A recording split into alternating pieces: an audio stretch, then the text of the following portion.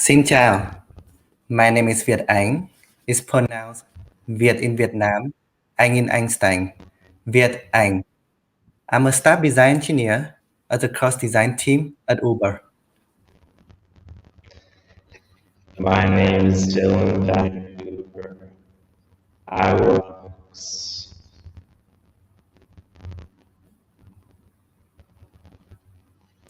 Interesting robotic sound. Can you try it again, Dylan? Pillars. I work maps related projects. Well, I could also introduce Dylan's in the meantime. This is actually a good tip later on when you see one of our demo. Dylan is a product designer working in map team. And together today, we're going to share with you a lot of cool stories. First, let's start with some fun fact.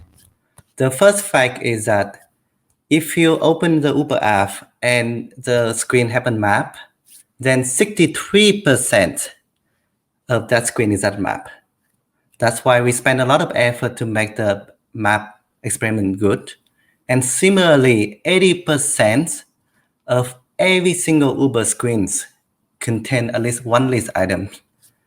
So when I work with the design system team, I try my best to push this design system to other teams to use, right? However, there are always going to be pushback. People have their own idea about how a list item should look like. These are the moments when Dylan and I learned that the most difficult thing is to change people's mind. So today, to 5 different stories, we're going to share with you how we change people's mind. The first story happened when I joined Uber. Some people would tell me that a design system is just a nice idea. My design flow is too complex for a common design system. And you know what? We're not even sure if anybody using the design system here. I quickly learned that it's not true. Uber does have one of the most robust design systems that I've seen. We have anything that you can name it. Component like buttons, list item, cart, map. We have about 3,000 component configurations, more than 100 different styling of color, typography, shadow, and so on. We should be able to render anything that you would need. However, to really understand like who actually using the design system, we need further investigation. So we use a tool in Figma called Library Analytics.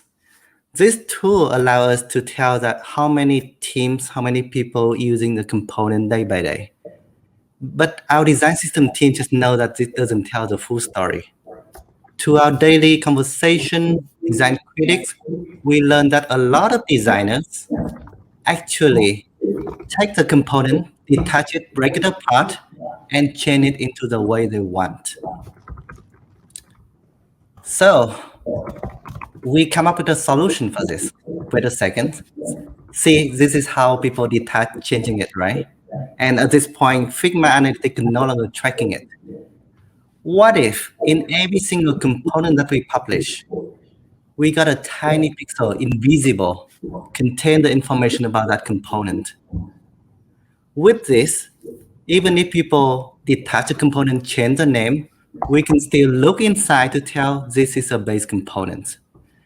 Then our design engineer would write code to scan every single Figma file at Uber, maxing out the Figma API to get the exact number of how many components being used.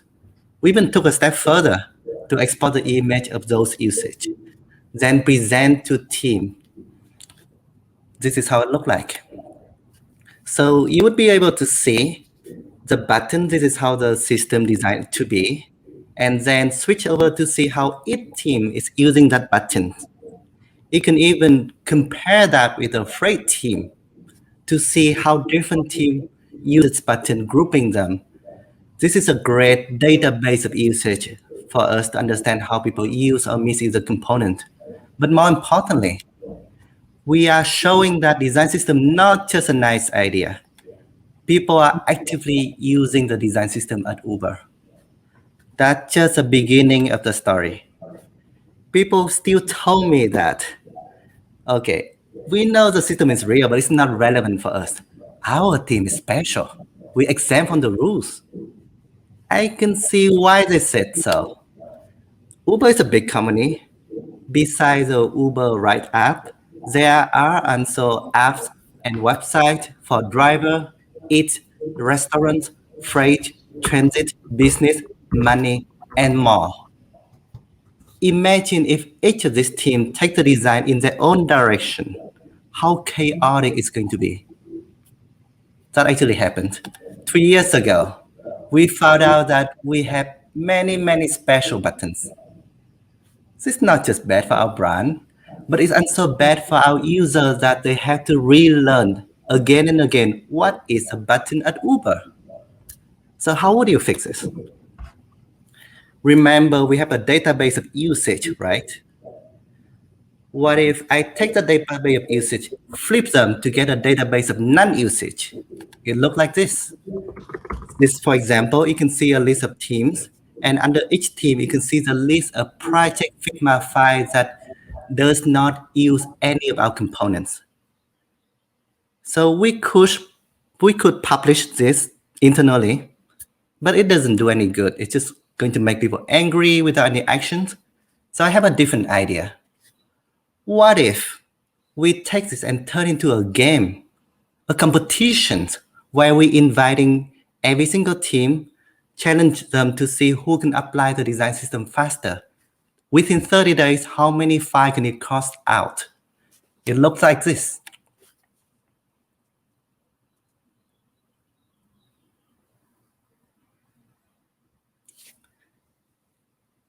So we put every single team on the same starting line.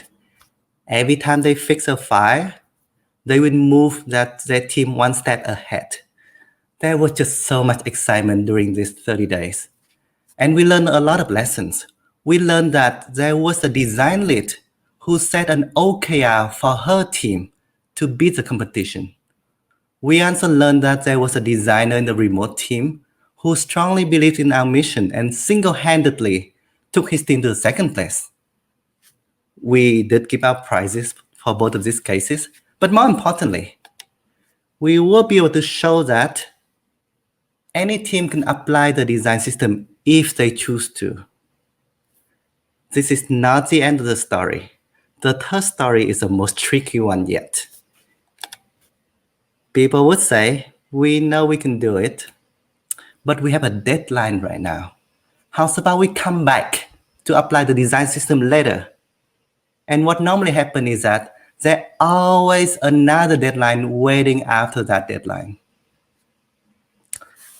Well, we actually have our design engineer interview the user of our design system to really understand what's stopping them. And we identify one of the biggest problems is discovery. What you just saw is how a designer trying to find a button to add. There's just so many choices. They got overwhelmed. They would say, why bother? Let me just draw a rectangle, put a text on it, and call it a button. As I'll expand our design system to cover the different business, that list is getting longer and longer, and it's getting harder and harder for our designer to find what they need when they need it. So we make a plugin to index the entire library into something clean and simple to use. It looks like this. Any designer would be able to see the list of all the components available. They can add, see all the configurations that they can choose from. They can even click on a button to read the documentation how to use it. So this plugin quickly got popular in Uber because it became a reliable source of truth for people to discover what is the newest thing happening in our design system. From the user study, we also learned that new designer see that many choices and didn't know what to pick from. So we add another feature so that you can see what is the popular configuration in Uber.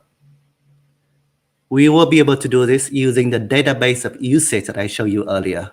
And this is one of the ways we can bring consistency across team.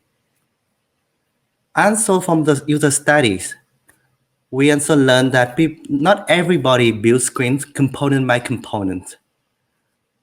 They actually have a team member put component together to make a module and share that module with their team, which is specific to their products. So we add a feature to promote that. The plugin would be able to map what the component that they're trying to add and their team to relevant module. The designer can even switch to see other module from other team using the same component to learn from each other. There's more.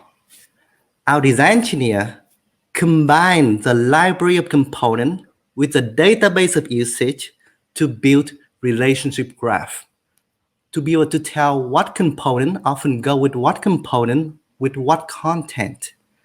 This allows the user to type what they want, and we can just build a screen for them. For example,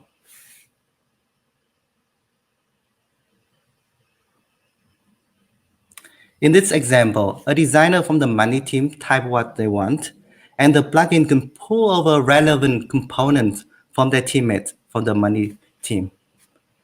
So feature by feature by feature, we was able to show that design system can save time. But there's still yet another bottleneck. A design step which our designers spend a lot of time going back and forth with other designer and engineer is a review step. And of course, we make a plugin for that. At any moment, a designer can use this plugin to scan to get a score. And then they can go inside to see all the design suggestions, how to improve it. They can fix it and rescan it again to get a better score, trying to get to 100. This idea was inspired by a very popular activity from my hometown in Hanoi, Vietnam, where people love singing karaoke. After you sing a song, you get a score. So the idea was simple enough that everybody at Uber understand it. However, to make this plugin truly usable, we had to make it easy for any people to add more design suggestions.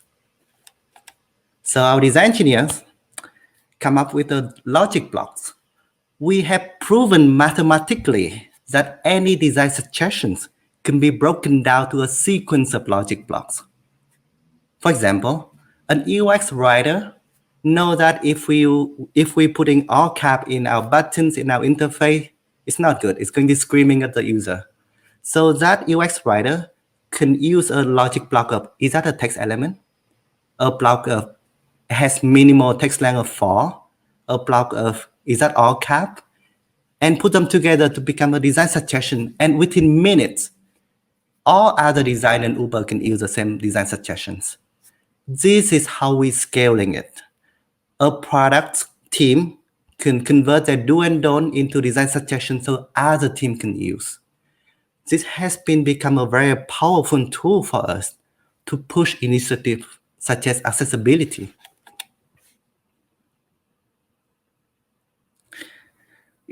Not everybody understand what are the best practice for accessibility, right? But collectively, Uber designer can help each other so that we can make a better, more accessible designs. Imagine we can do this for diversity and inclusion as well. Overall, this is how we're building a database of design knowledge, turn knowledge into code. So as this plugin getting more popular, getting used in the review, we actually bundle other existing plugin we have into the same plugin to make a super plugin. For example, we add the feature to resizing text so we can try to break your design with dynamic text scaling. Or the feature to simulate color blindness. We got a lot of good feedback from our designer because now they can see what the users see. Last but not least, we also adding the feature so that you can automatically or manually adding accessibility annotation spec.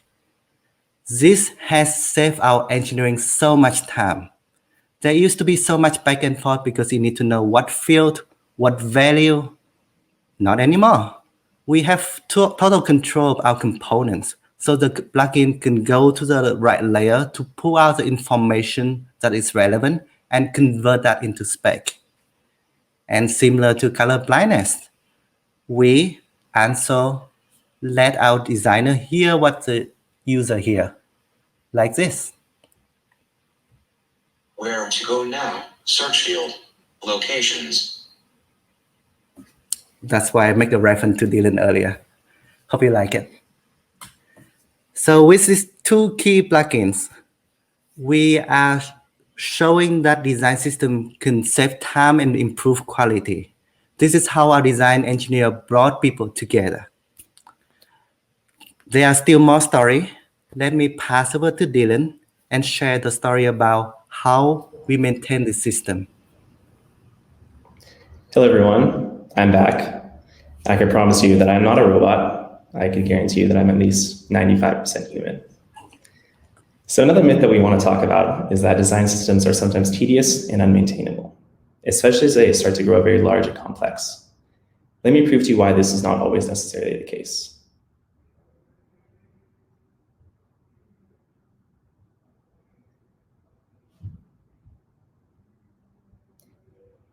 So at Uber, we have a map marker component. This component is used across a wide variety of our apps, including the main Uber app, the driver app, and Uber Eats. This component is very large and complex, and it has over 256 permutations. This is because we customize everything from the icon size to the icon slot position, the marker type, the needle size, and the badge type. So because we want our design system to be as robust and as flexible as possible, we wanted to create 256 of these components in Figma that our designers could use at any time. However, if we're going to do this manually, it would be a very time-consuming process, and we would be very much prone to human errors. So we decided to take a different approach with this. We decided to create these components programmatically. Using the Figma plugin API, we're able to actually manipulate the Figma document, just like we would do with any other type of programming language in the UI. So in order to achieve this, we created different configuration objects for each of the different customizations. For example, each mark would have an object that would say it would use this type of marker size, this type of needle size, and this type of icon slot position. Then, with the click of the button up in this plugin window, we could actually assemble different skeleton components and combine them into one map marker. This way, we don't have to waste any time doing this process manually, and we're going to make sure that our components have pixel perfect perfection. We could also take the same automation approach with testing. Because Uber operates in a large variety of international markets, translation and internationalization is very important to us. As such, when we work with the different types of translations, sometimes they could break our components, especially when strings are very long or using different characters that we haven't supported in our Figma designs. So what we could do with this plugin is actually query all the different text content at once and update the text to fit any translation that we want. This way, we could see how the Figma component reacts to the different sizes. This is very helpful when we're doing left to right and right to left text directions as well. Because as you can see, the badge fits on the top right of the component when we do left to right text. However, when we do right to left text, we want to push the badge on the top left of the marker. This way, we can ensure that the pixel stays in the right position when we're updating the text content. This is a pretty good approach to doing this automated UI testing because we're basically doing the same process that our UI developers do on the front end. However, we're now moving this testing process a step behind in the design process. This way, we can catch any potential errors with the components when we work with them in Figma, and we're not going to be surprised in any production code testing environments. So with that story, you can see that a lot of people sometimes claim that design systems can be tedious and unmaintainable. However, using this automation approach we took with the map marker framework, you can see that design systems sometimes can be scalable and maintainable. Another myth that we sometimes hear about is that Figma stops being useful after static UI design. Let me tell you a story why that is also not necessarily true. So if we take a look at the spectrum of tools on the software design and development process, on the left-hand side, we have Figma, which is our favorite tool as UI designers. Figma is great because it lets us move quickly. However, we're sometimes limited when it comes to the features around static data and interactivity. On the other side of the spectrum, we have production code environments. However, sometimes these lead to slower development times, but they're really great because we can work with real data and they're highly interactive. What if I told you there's a sweet spot here in the middle that we could bring the best of both worlds? We can move quickly with our Figma, our favorite tool that we like to use, while also working with real data, and it's highly interactive. Let me tell you about MapLab. MapLab is a tool at Uber that we use to help design our interactive map experiences. It's a web-based prototyping environment, and we're able to work with all of our real map data, and we can animate anything that we want. For example, here, we're looking at one of our views where we use an arc between our origin and the destination. You sometimes might see this arc in the product selector screens at Uber when you're deciding what type of product to use. This is great because we're able to combine the best of both worlds when it comes to interactive prototyping with advanced tools such as web-based prototyping with JavaScript, but then also with our favorite design tools with Figma. So how does this work? As a designer, I could design in Figma like I normally would. And then using the Figma REST API, we're able to listen to any changes that happen in Figma and dynamically export any of our frames or components. We're able to export these as SVGs and then consume them inside this web-based MapLab application, and then render them as React components. Let's take a look at how it works. So here I am designing one of the commonly seen Uber bottom sheets. You'll see these sheets below the map when you're selecting a ride and you're waiting for your ride to come. As you can see, I'm working with the normal Figma components that we have, and I'm changing some of the text here. On the other side of things, I could use my skills as a design engineer to create highly interactive environments. Here, we're working with the web-based MapLab tool, and I'm writing JavaScript code here to create custom maps. The example that we're looking at here is some of the pickup spots with walking lines. As you can see, whenever I move around the pickup spot, we're using our routing engine to calculate a new route using the real road geometry, all with live data and highly interactive. And now I can combine the best of both worlds. So I can make a modification to one of the bottom sheets again. Here I'm saying meet at your pickup spot on 2nd Avenue. And then I can go right back to my web-based MapLab tool, and you'll see I can insert the frame that I just changed. And it's completely updated with all the content that I modified. So it's pretty cool because I could use my favorite skills that I have when it comes to JavaScript and developing maps, but I could also use my skills as a designer to design in Figma and then combine the best of both worlds. This is really great because without this Figma connection, I would normally have to be writing complex HTML and CSS that isn't necessarily worth my time when it comes to prototyping code because I'm constantly changing it. So we've showed you 5 of the myths about some of the tools that we have at Uber Design. We're curious, have you also changed other people's minds when it comes to this type of design stuff?